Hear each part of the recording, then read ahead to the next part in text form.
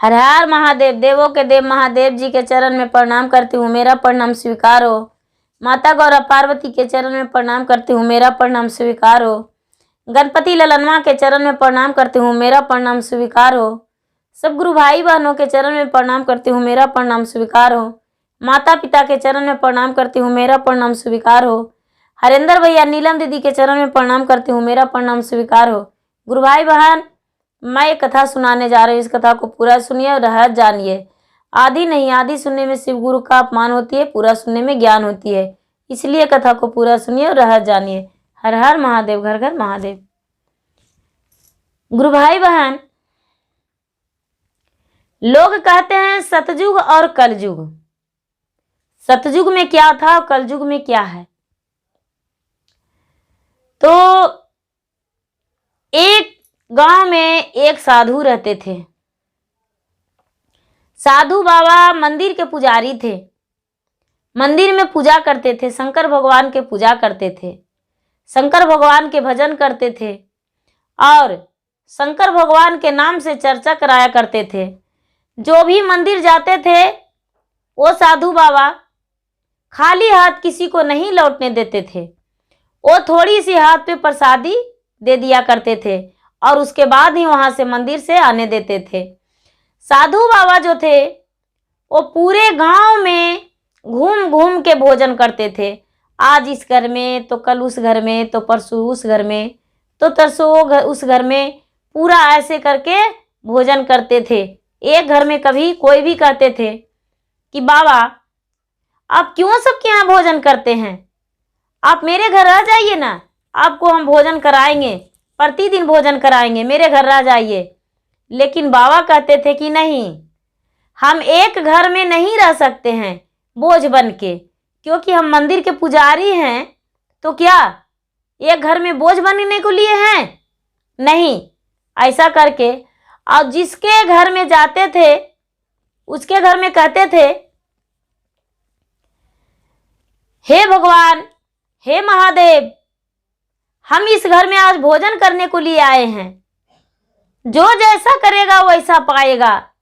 हे महादेव, मुझे भोजन करवा दीजिए, हे महादेव, मुझे भोजन के लिए व्यवस्था करवा दीजिए। और ऐसा कह के उसके बाद बोलते थे कि बच्ची, हम तुम्हारे घर आज भोजन के लिए आए हैं, मुझे भोजन दे दो। भोजन दे देते थे। तो ऐसा ही करते करते सारी गांव वो भोजन करते थे और सारी गांव घूमते थे। तो एक थी जो कोई पूजा पाठ नहीं करती थी, कोई पूजा पाठ नहीं करती थी और 7 घर झगड़ा करती थी तो भोजन करती थी। बिना झगड़ा किए हुए उसका भोजन हजम नहीं होता था, नहीं पचता था, और जब झगड़ा कर लेती थी तो भूख उसे लगता था तो भोजन करती थी। उसके घर दरवाजे पे साधु बाबा गए तो अगल बगल के लोग सोच रहे थे कि आज साधु बाबा बहुत गलत दरवाजे पर चले गए हैं। हे भगवान, आज बाबा उस जगह पर भोजन करने गए हैं, पता नहीं बाबा को आज क्या बोलेगी। हे भगवान, आज उसके घर बाबा लौट जाएं तो बहुत अच्छा है। उसके घर जाकर बोले कि जो जैसा करेगा वैसा फल पाएगा। हे महादेव, मुझे मुट्ठी भर भोजन जुटा दीजिए, मुझे भोजन करवा दीजिए महादेव। आप अन्नदाता हैं, 3 लोक के मालिक हैं, कैलाश के रहने वाले हैं, कैलाश पर्वत के आप औघड़दानी हैं महादेव। आप जो हैं, आपके चरण के लिए लोग तरसते हैं, आपका चरण तो कभी दर्शन नहीं हुआ है महादेव। आप तो खुद अंतर्यामी हैं, हम दरवाजे पर आए हैं इनके घर भोजन के लिए। ऐसा कहकर और बोले कि पुत्री घर पे है? अंदर में थी, वो निकली, बोली क्या बात है बाबा, मेरे दरवाजे पे किस लिए आए हैं? बोले बाबा, पुत्री हम आज तुम्हारे दरवाजे पे भोजन के लिए आए हैं। पुत्री जो जैसा करेगा वैसा पाएगा, जो जैसा करेगा वैसा पाएगा। पुत्री हम तुम्हारे घर भोजन के लिए आए हैं। वो बोली बाबा, आज हम मेरे घर भोजन नहीं है, आप कल के आइएगा, आपको भोजन हम कल बनाएंगे। मेरे घर आप जरूर आइएगा, आपका भोजन के लिए हम इंतजार करेंगे। बोले कि ठीक है, कल ही आएंगे। बाबा उसके दरवाजे से दूसरे दरवाजे चले गए, दूसरे कोई बाबा को भोजन करा दिए। भोजन करा दिए, बाबा चल गए अपना स्थान पे। जब सुबह हुआ तो बाबा उठे, उठ के और स्नान किए, स्नान करके अपना क्रियाकर्म करके स्नान किए, स्नान करके और पूजा पाठ किए, पूजा पाठ करके भजन कीर्तन करके और चले गए उसी के दरवाजे पे। उसी के दरवाजे पे चले गए तो जाकर बैठ गए और भोले दानी कह के अपना पुकारने लगे और पुत्री पुत्री कह के बोले।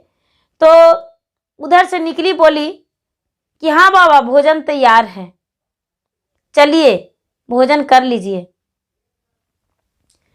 वो भोजन करने को लिए बैठा दी बाबा को और खीर बना दी। भोजन में खीर बनाई और बाबा के आगे परोस दी। 2 थाल में खीर लगाई, एक अपना पुत्र के लिए और एक बाबा के लिए। पुत्र जो था वो बोला कि माँ बाबा को भोजन हम दे दें? तो बोली कि हाँ दे दो, कोई बात नहीं, हम तो भोजन परोस दिए हैं।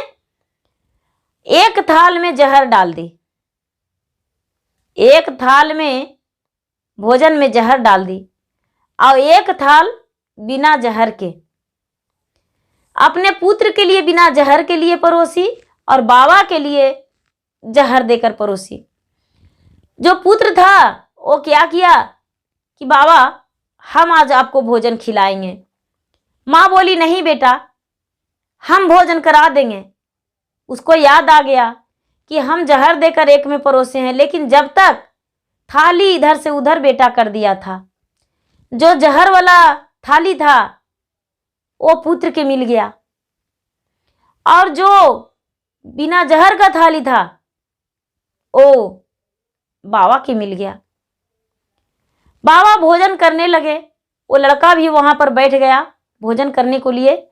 इतना ही में उसको पति भी कहीं खेत खरियान में थे तो वो भी आ गए।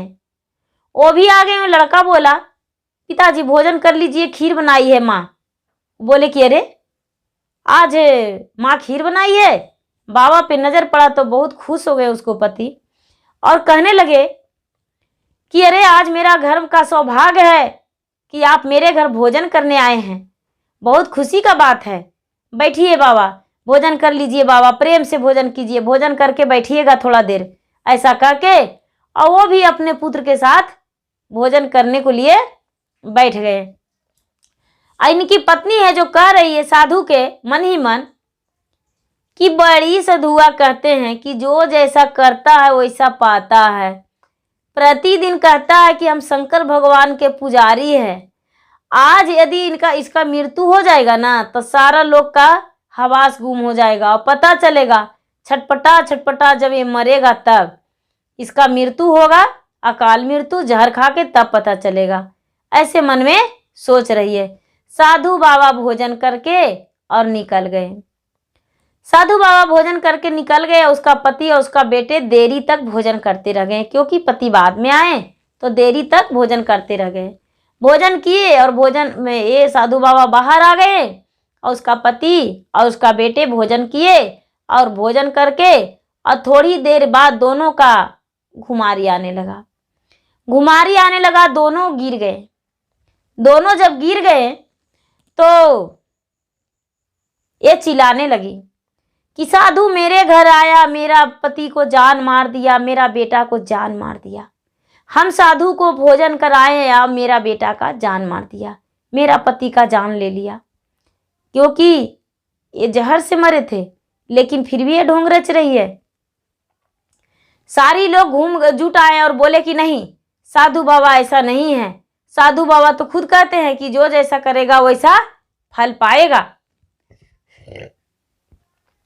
कुछ लोग जहां वो खीर बनाई थी वहां चले गए कि अरे वहां तो नहीं कुछ था जो थाल में गिर गया है। तो देख रहे हैं कि एक पुड़िया में जहर है। वो वही थाल में दी थी, थाल के नीचे भी गिरा हुआ था। सारी लोग देखे कुछ जाके और बोले कि देखिए इसका जहां ये खाना बनाई थी रसोई घर में जहर का पुड़िया है, ये जहर का पुड़िया कहाँ से आया? ऐसे करके और जहर दिखाने लगे। वो बाबा बड़ी दूर चल गए थे, अपना कुटिया में जहाँ रहते थे बाबा मंदिर में, वहाँ चले गए थे। मंदिर के पास कुटिया था, मंदिर में चले गए थे। वहाँ लोग पहुँचे और जाकर बोले कि बाबा, जिस घर से आप भोजन करके आए हैं उस घर में आज एक मृत्यु हो गया है। बोले कि मृत्यु हो गया? 2 बाप बेटे जो खीर खाए वो मर गए।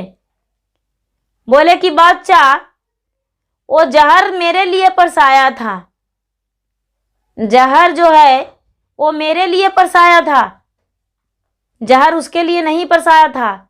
वो तो निर्दोष है, उसका मृत्यु नहीं होना चाहिए, मृत्यु तो मेरा होता, लेकिन जो जैसा करता है वैसा पाता है।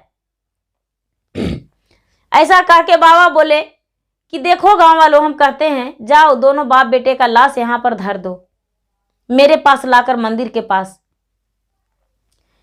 कुछ लोग जाके वहां बोले कि देखिए ना बाबा ऐसे ऐसे कह रहे हैं। उसको पत्नी को नहीं जानने दिए, इस बात को, उस बात को नहीं जानने दिए और ले जाकर उनका मिट्टी को उस जगह पे मंदिर के पास कुटिया के पास धर दिए।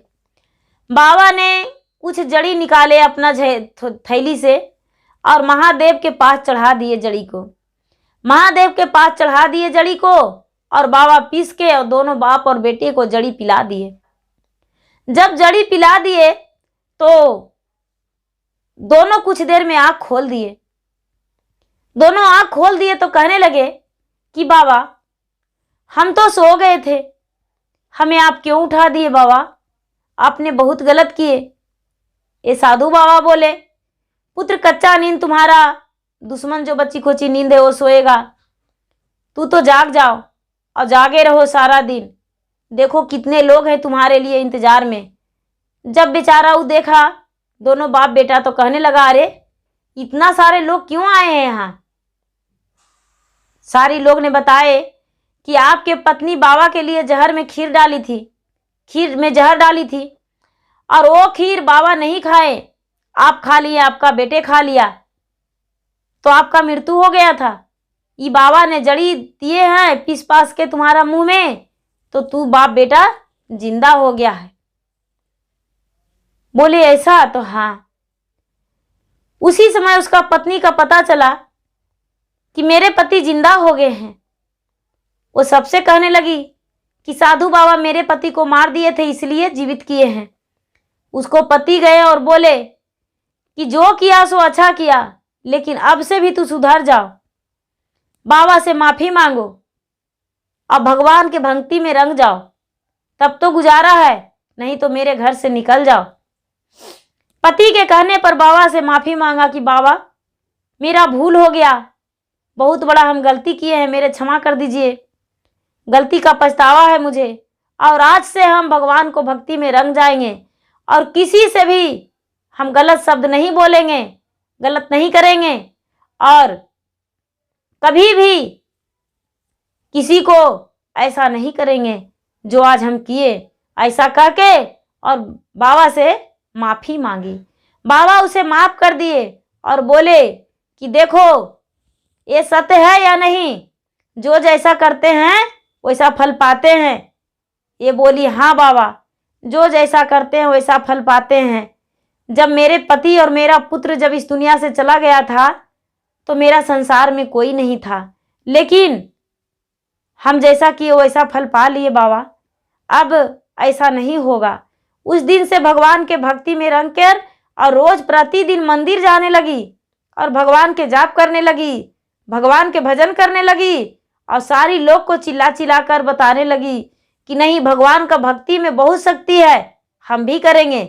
और लड़ाई झगड़ा करना छोड़ दी, जो कि 7 घर रोज लड़ती थी, और उस दिन से वो सती बन गई, सती सावित्री बन गई और सती सावित्री बनकर रहने लगी। अपने पति को भी बहुत प्यार देने लगी और गांव वालों से भी प्यार से रहने लगी और खुशी होकर रहने लगी। किसी से लड़ाई झगड़ा नहीं करती थी और सुखी जीवन बिताने लगी और खुश होकर रहने लगी अपने पति और अपने पुत्र अपने गांव वालों के साथ में।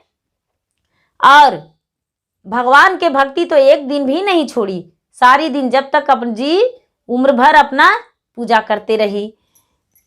गुरु भाई बहना, सच कहते हैं लोग कि जो जैसा करते हैं वैसा फल पाते हैं। तो उसी प्रकार वो जो स्त्री थी, जैसा कि वैसा फल पाई थोड़ी देर के लिए, लेकिन उसका समझ तो आ गया पूरे उम्र भर तक। जैसे साधु बाबा गलत नहीं कहते थे। गुरु भाई बहना, मेरा वीडियो अच्छा लगे तो इसे लाइक कीजिए, शेयर कीजिए, सब्सक्राइब कीजिए। धन्यवाद। हर हर महादेव, घर घर महादेव।